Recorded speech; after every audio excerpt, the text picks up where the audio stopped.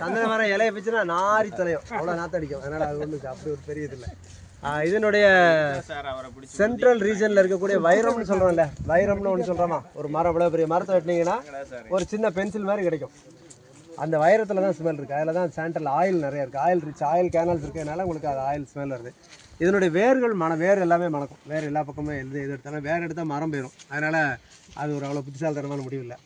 But மரங்கள் நல்ல பெருசானதுக்கப்புறம் தான் அது பயன்படும். நம்ம எப்போவுமே நம்ம மனிதர்களுக்கு ஒரு ஆட்டிடியூட் இருக்குது, ஏதாவது இது உபயோகமாகுமா, என்ன உபயோகம், யாருக்கு உபயோகப்படணும், அது அதுக்கு உபயோகப்படுது, அது சொசைட்டிக்கு உபயோகப்படுது, அப்படி போதவில்லை. நமக்கு உபயோகப்பட்டால் தான் அது நல்ல மரம் அப்படிங்கிற மாதிரி ஒரு ஃபீல் இருக்குது. ஸோ அப்படியெல்லாம் யோசிக்கக்கூடாது. மரங்கள் நான் சும்மா ஜென்ரலாக ஒரு அப்சர்வேஷனை சொல்கிறேன். பனைமரம் நடுவோம்னு ஒரு கூட்டம் நடுவிட்டு இருக்கு. நான் ஒரே ஒரு ஃபேஸ்புக்கில் எழுதுங்க, இதனால இயற்கைக்கு என்ன பயன் கேட்டுருந்தேன். நீங்கள் என்கிட்ட சண்டை பண்ணலாம், யூஆர் வெல்கம். நம்ம முடியும் போது எனக்கு நீங்கள் இதுக்கு சொல்லுங்கள். மனிதர்களுக்கு அது என்ன, அதனால பயன் நிறையா இருக்குது. அது இருக்குது, கல் வருது, இது வருது. இயற்கைக்கு என்ன பயன், அதுக்கு பதில் தெரிஞ்சுன்னு எனக்கு சொல்லுங்கள். நம்ம அப்புறம் பேசுவோம். சரி.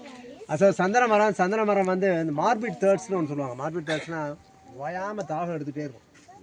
அவங்களுக்கு இந்த சாண்டல் ஆயிலில் யூஸ் பண்ணலாம் அப்படின்னு சொல்கிறாங்க. அது மட்டும் இல்லை, நம்ம சந்தன மரத்தினுடைய அந்த உள்ள சென்ட்ரல் கோர்னுடைய பவுடர் எடுத்து அந்த பவுடரில் ஒரு சிட்டி எடுத்து தண்ணியில் கலந்து குடிச்சாச்சுன்னா அது தாகம் தீர்க்குது அப்படின்னு சொல்கிறாங்க.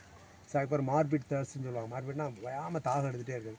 அதுக்கு பயன்படுது. சாண்டல் ஆயில் நல்லா அவங்களுக்கு அரசர்கள் இதில் போட்டு குளிச்சாங்க, அதில் போட்டு குளிச்சாங்க அப்படிலாம் கேள்விப்பட்டிருப்போம். அப்படி தான் உபயோகமாகுது. சோப்பு பயன்படுது. அந்த சாண்டல் ஆயில் நம்ம அக்ரியபிளாக இருக்குது, நமக்கு மணக்குது, நம்ம நல்லா இருக்குங்கிறதுனால நம்ம அதை உயர்வாக பார்த்துட்ருக்கோம். மரம் வைக்கிறதுக்கு உரிமை வெட்டுறதுக்கு உரிமை கிடையாது. கோயம்புத்தூரில் பார்த்தீங்கன்னா ஆல்மோஸ்ட் எல்லா வீடுகளையும் ஒரு மரம் வச்சுருக்கோம். ஏதோ ஒரு மரம் நின்றுட்டுருக்கோம். நைட்டோ எவனா கோட்டை சொல்லி வெட்டிட்டு இருப்பான். வீட்டுக்குள்ளே பார்த்துட்டு தான் இருக்கலாம், வெளியே வரக்கூடாது. மோசம். அதுக்காக சொல்ல வரேன். சரி, இதனுடைய வாழ்க்கை வரலாறு கொஞ்சம் பரிதாபமான வரலாறு. இதனுடைய ஆரம்ப காலம் பேரசைட்டாக அது ஆரம்பிக்குது. அதனுடைய வாழ்க்கை பேரசைட்னா நம்ம சொல்கிறது ஒட்டுண்ணியாக தான் ஆரம்பிக்குது. கீழே வேற ஒரு மரத்தில் உள்ள வேற ஒரு செடியினுடைய வேரில் தன்னுடைய வேரை கொண்டு உள்ளே தள்ளிக்கும்.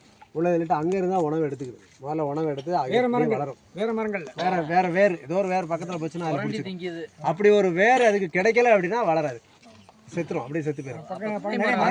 பேரசைட் உருவாக்கும் போதே துவரை இருக்கு இல்லைங்களா, அந்த துவரை செடியை போட்டு இதை போடுவோம். ஏன்னா எந்த செடியில் வேரில் முடிச்சிருக்கோ அந்த இதுல இருந்து இது வளரும். நிலக்கடலை, துவரை, இந்த மாதிரி இதில் பூரா அந்த முடிச்சிருக்கும். வேர் முடிச்சு ஆக்சுவலாக வேர் முடிச்சு கான்செப்ட் வேற. வேர் முடிச்சு உங்களுக்கு மேலே என்ன சொல்ல, நைட்ரஜனை எடுத்து செடி சாப்பிட்ற மாதிரி நைட்ரஜனை மாற்றி கொடுக்குது அப்படி சொல்லுவாங்க. பட் இது என்ன பண்ணுதுன்னா அடுத்து ஒரு உணவு தரக்கூடிய ஒரு வேறே வேணும். அதுக்குள்ளே கொண்டு இது வேற உள்ள தள்ளிக்கும்.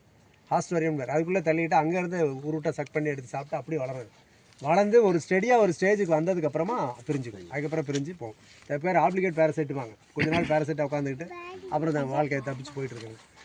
ஆலமரமும் அது மாதிரி கொஞ்ச நாள் பேரசைட்டை ஆரம்பித்து அப்படி போகும். அந்த மாதிரி கேரக்டர்ஸ் உண்டு. ஸோ அதனால் இது நம்ம பெருமையாக பேசக்கூடிய மரங்கள் கூட இந்த மாதிரி ஒரு பரிதாபமான லைஃப்பை தான் வச்சுருக்கேன். இந்த சந்தன மரத்தினுடைய பவுடர் இருக்குது பார்த்தீங்களா, உடல் வெப்ப தீர்க்கிறதுல அது மாதிரி ஒரு அற்புதமான பொருள் கிடையாது. உடம்பு உஷ்ணம் ஒரு சில பேர் தொட்டாலே அவங்க உட்கார்ந்த சேர் கூட சூடாக இருக்கும். அதுக்கு இந்த சந்தன மரத்தினுடைய பவுடரில் சந்தனாதி குப்பிகள் அப்படின்னு சொல்லி ஆயுர்வேதிக் மருந்து கடைகளில் கிடைக்குது. அது ரொம்ப நல்லது. அதே மாதிரி முகத்தில் ஏற்படக்கூடிய பருக்கள், உஷ்ணத்தினால் வரக்கூடிய மருக்கள், உண்ணிகள், இதுகளுக்கெல்லாம் ஒரு பேஸ்ட் மாதிரி போட்டுக்கிட்டாலுமே உங்களுக்கு நல்ல ஒரு உடல் வெப்பினால் வரக்கூடிய தோல் வியாதிகளுக்கு நல்லது.